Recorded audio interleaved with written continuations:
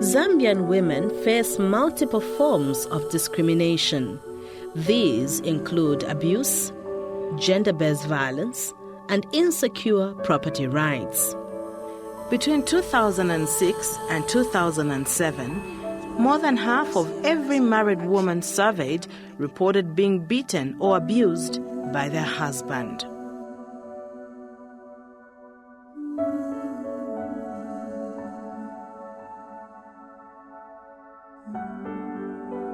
In November 2006, the Zambia chapter of Young Women's Christian Association, YWCA, reported that their shelter recorded 10 cases of rape of adult women in Lusaka every week.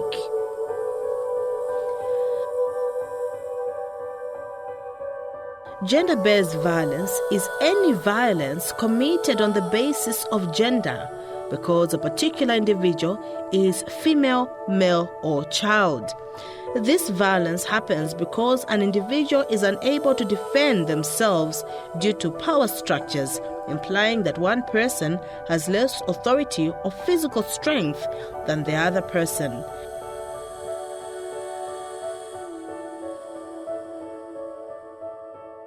Gender-based violence, according to WHO, they define it as being any act, whether physical, sexual, psychological act that happens to a victim because of maybe this person's position in society or in the community, and especially this happens to mostly women and girls. We have 4 common types of gender-based violence, and the most one has been the child neglect, then sexual violence. This include incest, rape, and defilement cases. We also have spouse battery, and YWCA has recorded cases from as low as small ages, like 2 months old baby being defiled, and that is quite a concern for us. We have children that are being sexually abused by either their relatives or fathers or even their neighbors. When you come to spouse battery, I think I can say that our concern now has been cases that are really gruesome. We are receiving quite a number of cases. Gender-based violence is either private or public. When it is private, it is committed in a home, usually by spouses and relatives. Private violence is often called domestic violence because it is carried out in a home-based setting. We have a privilege and a stronghold here because we are surrounded by a lot of communities. We have areas like Chimwemwe, Mindolo itself. We have also racecourse, some compounds. So we have cases which we receive from this office. And these cases ranges from marital problems. Also we have labor issues being reported. And with the labor issues when they are reported, because this office also stands out to be like a referral center where we also cooperate with our stakeholders, like the victim support unit, whom we work hand in hand with a lot of cases. And we also have child support issues, child neglect, if you so like. And we also have cases which are being reported here, like marital in terms of battery, spouse battery. We have these cases which we receive at this office.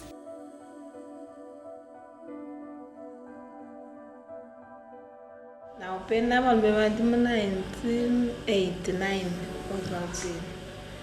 so I'm going to find no mbapa to Africa.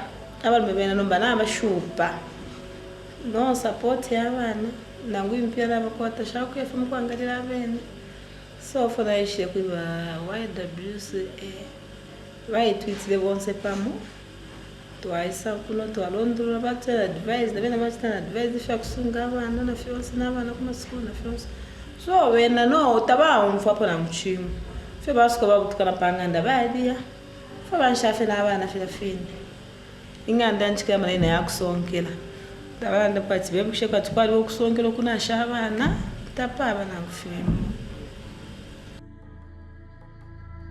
benale bombe nchito twaleka afya bwino ilio naisa akwata ubwafya bwa bantu bakulemana benalemana musana byonse byakana kulabomba kanshinali sangiri okuti ati fyapusana nefyo nale ikala bantu munganda mwaba okuti ati chabashani yo inekwena apa taparishani na shai nomba kuti lwomunandi ntina pantu ishikumanishe nomba ichala abapo kula enda umwalefwa ko ayo ku nishana tyo ine tetimulenje befyo tamunkumanishe tumalanje bashani fyo tamunkumanishe elo tunga na ikala pano mureri yanshi ineni nemfwa efya kulishana umandi ine mfweni batawo kulifya musangu bala kulanje bakula nonda so kulankonka konkawe ishirefwaya kashi paria ine kuchitashana mukuchitefi musanansha kwata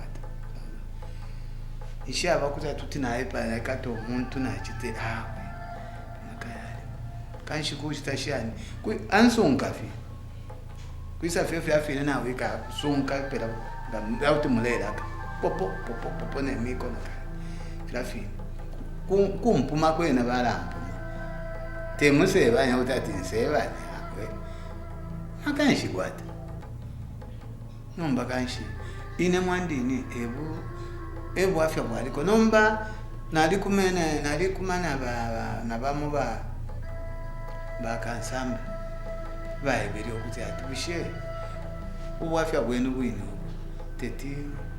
teti muyeko kuntwane kana kuli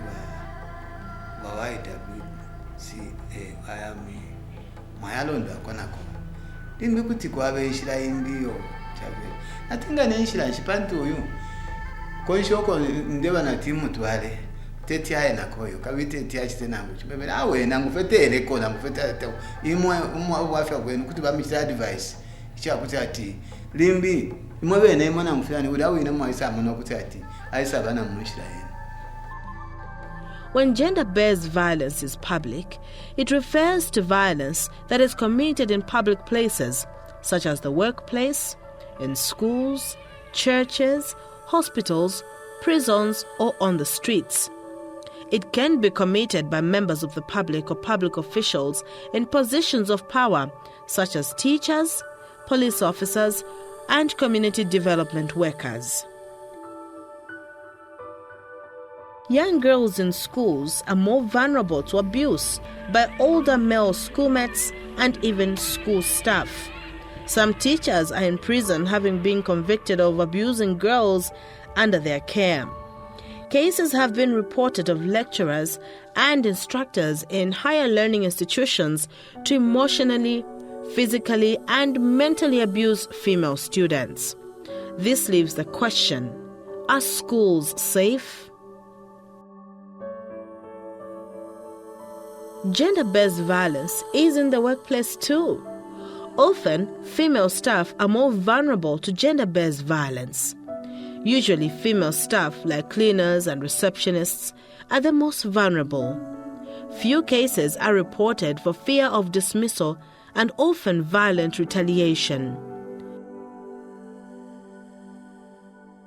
Women needing spiritual help from the clergy have also ended up being abused by the so-called men of the cloth. Collective action is needed to curb and put an end to such gender-based rights violations. As Women for Change, as part of our advocacy program and being part of the women's movement, we've been advocating for gender-responsive law that will specifically look into gender-based violence in the country to protect especially women and girls that are mostly vulnerable to gender-based violence. There's this bill that has been put in place that seeks to protect or to discourage gender-based violence into law. Let me say penalize more people that will be that will be involved in gender-based violence, those that perpetrate the vice. The gender-based violence bill, it's something that really has to be considered and passed, because there's so many things that are happening out there that really need a guide to really make an emphasis that our women are really suffering and our children are suffering out there. This is the bill that will really bring order to so many organizations, individuals, people, and the government itself. This is something that will really show base to say that we really want our women to be protected as well as our children, and they should really consider the bill, and it should be able to pass, because once the bill is passed, it means the offenders will be dealt with accordingly and as they're supposed to be. When you look at the bill, it doesn't only talk about women alone. We are there, when we go down into the field, we see there's some men that are really abused by their wives, their girlfriends. This bill will not only cater for women alone, but and men as well that are also that are victimized by women.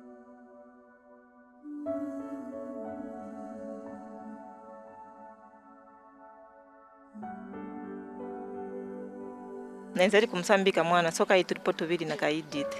So ni musambika banamba kufunsa na babiri. Idita namba wafunsana ati ana bakusambika kwa mami bako kudundu siku baba. Kayeve inzo complain the whole day atambira ku baba. So ana namba kambatawo ine kwanga siku baba kayeva swana nchite. Iwe kwako kuba banda bakuchita. So nipani namba na gainza ine namba mfunsi sana mama kondo shitabwanje. Ana nabwa aseka nabona mnyengera nati niponze seko naye nifuna nizibe mu mashita bwanji, so anabwa achoka mwana mdishi na kuyamba kuyeselera pansa titi mashita so na ba. So enough tanuza so mwana nabwa na intana make edit nabwa na bapitira mu na bevya make edit. From there nabwa na mchecking ana nabwa na ona mukati maningi mwanzoni katulonda so na mafini.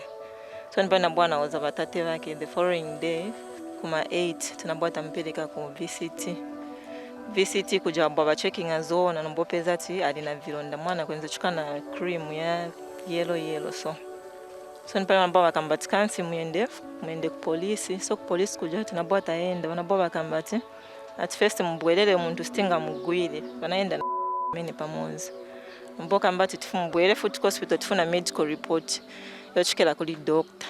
So nipane futhi tinabwelela noenda kuli doctor nambwa kamba tifanga tumpime urine and then RPR banamba bampima nompeza ina ma STDs, then kuli EDC banampeza ali positive ndemo mne vinashitikira so but banamugwira pa 23 kuma 18 hours. I was married to this lawyer in Chipata. I was actually forced into this marriage. I needed legal help, so I had gone to his office where he raped me, then forced me to get married to him. This stopped me from reporting him to the police. We started living together, and our marriage at first was okay. He told me he was a divorcee for the past 15 years. 6 months later, he told me he was opening a new firm in Lusaka, so we planned to move. He told me to pack all our household goods. We're supposed to be using them whenever we come back to Chipata for weekends. Just when I was taking my goods to my house, he called and told me to bring the items back. When I arrived, I found that his ex-wife had come. She started living with us. He told me that our marriage was still okay. I had a lot of debts, so I sold my house to offset the debts and pay the person I had bought the house from because I still owed him. After selling the house, I cleared the house debt, bought a plot, and still remained with 15 million kwacha, which I planned to buy a taxi. He got the money, promising to buy me the car in Lusaka. I never saw the car until after 6 months. He wanted to keep the car, promising to build the house for me. He was just using me and my money, even if he showed some commitment in constructing of the house. He had some guys who started building the foundation. He, however, suddenly stopped, and a year passed without any progress. We started differing over the same. Sometimes he would even threaten to divorce me. The Human Rights Commission took up the matter. They advised that should we divorce, he would not get any property that belonged to me. This included the car, the house, the plot, and all household goods.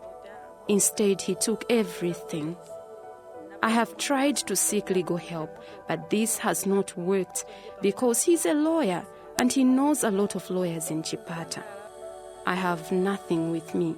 He took everything. I moved out of the house and went to stay at my plot. There is just a small structure I had quickly put up. Popikira vonza nalilanda.